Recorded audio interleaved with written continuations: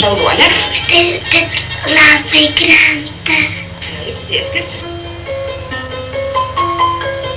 Vilniaus 27 vidurinės mokyklos mokytoja Danutė Beriozovienė į žinių pasaulį veda nulinukus. Tai viena iš eksperimentinių grupių sostinės mokyklose.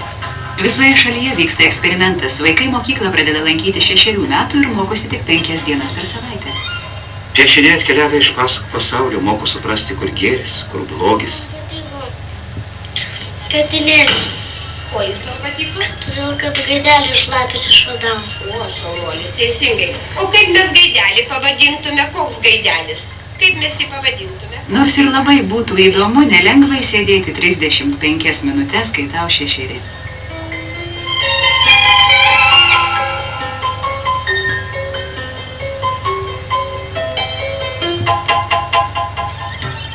Šis laiptelis padės patikrinti, ar mažai širdeliai nereikia daugiau žaisti ir bėgioti.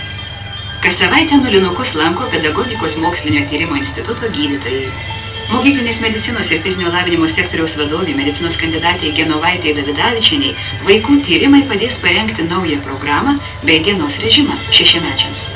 Jos mokytojas Vilniaus universiteto profesorius medicinos daktaras Vladas Kviklys. Ar pirštukų jėgos ir miklumo jau pakanka pirmajai raidai? Tai nustatys instituto inžinieriaus Dionizo Pečiulio išrastas tremometras.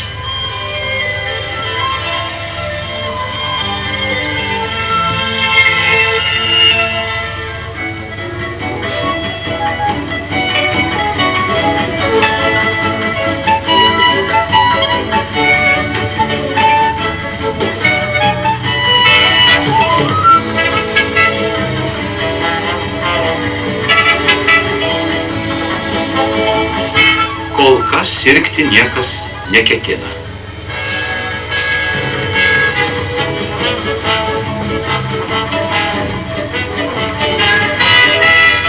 Apetitas irgi, kaip reta.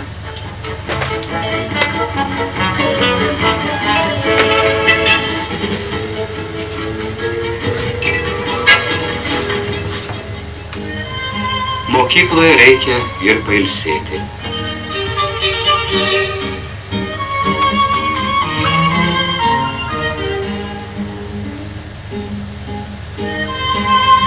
Kaip dera tikriems mokiniams, į mokytojo dieną pakvietė ir tėvelius.